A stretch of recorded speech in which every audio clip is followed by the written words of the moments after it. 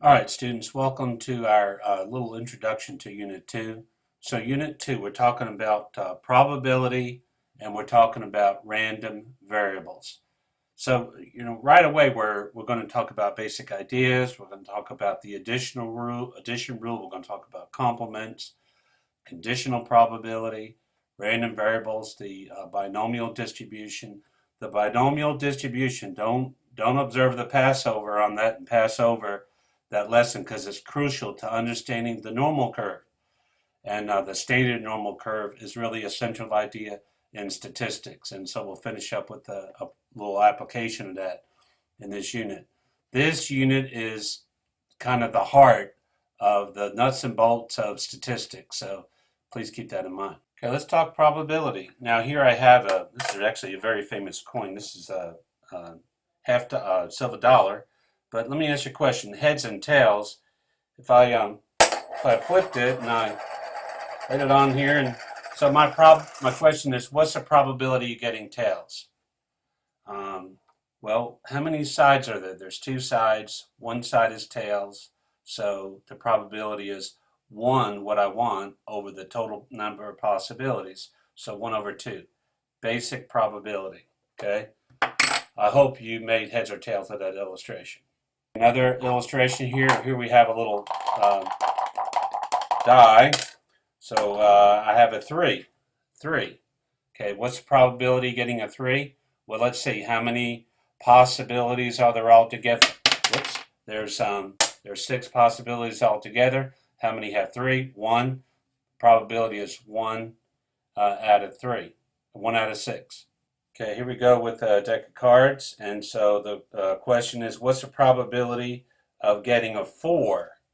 Getting a 4 on a deck of cards. So 52 cards, only 4 of them are 4. 4 out of 52. Of course, that reduces to 4 out of 52, 1 out of 13. So please keep that in mind. Now, so remember, probability, basic probability, what you're looking for over the total amount of possibilities. Now, let me ask you a question. The weatherman says it's going to rain today. The chances are 30%. It's going to rain. Well, what's the chances that it's not? It's his complement. 100% minus 30% is 70%. So the idea of complement is important as well. Okay, yes, class, there's some terms you need to know. Number 1, mutually exclusive. Mutually exclusive. Okay, can this be a 4 of spades and a 4 of hearts at the same time? No. Okay. Can the coin land on heads and tails at the same time? No. Those are called mutually exclusive events. Okay. Another one would be the idea of independence. Okay. So if I'm going to move the coin, flip the coin, and flip the die, does this one, the coin, and the die, do they affect each other? No. One has no association with the other. So an event one after the other, that would be called independent. And then the last idea is this idea of conditional probability that people get really, really confused about. So let me just ask you a question. If I had just the spades out of the 52 cards, just the spades, what's the probability of getting a 4 of spades? Well, how many are 4 of spades? 1 out of what? Oh, my given conditions. I have just the spades. How many are spades? That's 13 cards. So 1 out of 13, does that make sense? For just a 4 of spades. I hope that does make sense to you. And basically, that's a little bit about the terminology. Okay, so we're just going to kind of hit a little bit about the unit. If I go to the advanced organizer here, let me turn off my, okay, so, the advanced organizer really kind of a neat way of showing you what's in the unit. And of course, these are things related to what I said. Make sure that you follow and do those things. Okay, so now look at lesson 8. Here's where I'm going to talk about a little bit more careful understanding of the problem. Look at this chart. Represents the number of suicides in recent year by race and gender. 13. What's the probability that the individual was between the ages of 1 and 14? Well, between the ages of 1 and 14 would be this column, right? Over the total, okay? So we got to find out the total, and we got to add this column up. What's the probability that the female was, the individual was a white female? Well, here we have white female with no other condition. Okay, see how this works? Lastly, what's the probability that the individual was between the ages of 15 and 24 or a black male? Okay, 15 and 24 or a black male. Okay, so isn't this a black male here, but we have a black male here, right? Okay, so make sure that you read the question carefully. Okay, so look real carefully down here. Here's this chart. Now I put the numbers there, see? Okay, the columns and then the rows, they all add up to a certain number. 13, what is the probability that the individual was between the ages of 1 and 14? 300 over what? Over the total. Don't forget to write the fraction. You can reduce a fraction if you want to, and then give me a decimal to 4 places. Okay? So, take the time, make sure you understand the terms, make sure you understand the notes, work the problems, check your answers. If you need to go back, go back. You may get confused between mutually exclusive and conditional. All right, that can happen. So keep that in mind. Okay, lesson 9. Now we're talking about conditional probability. Easiest way to understand that is, look, here's my cards. You ever play 52 pickup? It's a lot of fun. But given that given it's a red card, what's the probability that it's a 2? Okay, well, now our total's not 52. It's the red card, okay, which is what, 26? Okay, so there's 26 at the red. Probability that it's a 2. Well, how many 2s are red? 2 of hearts, 2 of diamonds, okay? So 2 out of 26, which reduces to 1 out of 13, and you could do the decimal equivalent, okay? So please keep that in mind. Now, in lesson 9, there is a little formula that, that is used. Copy the formula, work it a couple times here. I really do think the formula confuses people, but if you'll just take what I did as an example and you understand it, then the formula probably makes a little more sense if you work with it after a while. Again, you may be wondering, what did that guy just say? All right, so number 3, look at this question. What is the probability that a randomly selected child will have blonde and wavy hair?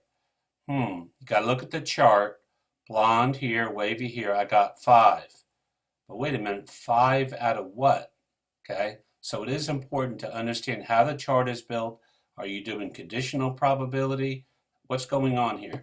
So let's look at this a little more detail. You may have remembered that I told you I am working in lessons 2. Now I've taught this course before. I've been an AP stat teacher, but I am walking in your shoes so that I can tell you for sure. I just recently been there, and if you're behind, just march forward, okay? Do what you need to do. All right, look at number 3. What's the probability that a child will have blonde and wavy hair? How many have blonde and wavy? 5. 5 out of what? Notice I did my work over here, okay? So 215, 5 out of 215, there's your decimal answer. All right, now here's a question. Look at 5. What's the probability that a randomly selected child will have black hair given that it is wavy? All right, so I'm just going to go 2 ways on this. The first way, common sense. Given that it's wavy. Now this is all wavy hair. How many people have wavy hair? It looks like 43. Okay. Now 43 people have wavy hair. And what's the probability? Black hair. Well, how many are black? 15. So 15 out of what? 43. This is the common sense way of doing it. The formula is this way. Gives you the same answer. Decimal equivalent. Don't worry. If you don't get it, go back over it. Okay? All right. Okay, one of the things that seem to get people is this idea of at least. At least. Well, look, just make believe that this has got cookies on it, okay? There were 10 cookies that were cooked. And in the morning, Mom came down and realized that they weren't all 10 there, okay? All 10 weren't there. So it's not true that the 10 are there, okay? At least one cookie was taken. Could have been one cookie, could have been two cookie, could have been three cookie, okay? All right? So the complement of none were taken is at least one. So none, at least one. Maybe that'll help you out. Lesson 10 is about the random variable. I like the idea of renting a DVD, okay? You go into a store, some people don't, they leave. Some people rent one, some people rent two, okay? And we understand that. But then what this lesson does, this is a good example of statistics, we're going to study something a little bit more detailed. We're going to be more disciplined in our curiosity, and we're going to try to quantify things. This is the idea of statistics. It's really kind of scientific, if you would, okay? So I hope you understand this idea. And then notice for question number 8, decide if the following is a valid probability distribution. Of course, it's not because you got a negative number. So number 9, 0, 1, 2, 3, think of it as a DVD situation. And all of these numbers should add up to what? Should add up to what? 1 if it's a correct probability distribution. So think about that for a good random variable, okay? I don't know if you're as excited as I am, but lesson 12 about the binomial distribution is just so very exciting, okay? So very exciting. Kind of like the DVD situation. You could actually use these probabilities and your calculator to figure out the probability of people walking in there and picking 2 or 3 DVDs, okay? So again, it is exciting, and as you go through this particular lesson, I hope you enjoy filling in the chart and answering the questions.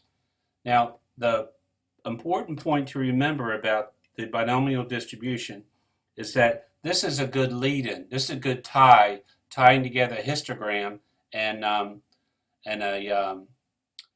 then with the binomial distribution and getting you ready to understand the normal curve. So lesson 11 is probably the most important lesson as far as your content understanding. And then 12 and 13 go into the normal curve, which I did some videos about, and that may be really, really helpful. Okay, I do not want you getting confused on probability. You'll have to go back over it a couple times, but it is something that's very helpful. Now, about the terminology, here's an example. Does the event involve and or at least, okay? If it involves and, are they independent events? The coin and the dice. If they are independent events, you just, to have both of them happen at the same time, you just multiply the probabilities. If they're not independent events, in other words, they're conditional, you got to use a little conditional formula. All right. Let's see. If it has at least, okay, then the probability of at least 1 is 1 minus the probability of none. Keep that in mind. What if it says or? If it says or, then are the probabilities mutually exclusive? In other words, can I have the coin on heads and tails at the same time? Okay. Is that possible? Okay. All right. That's not possible. Can it land on 3 and 4 at the same time? No, it's not possible.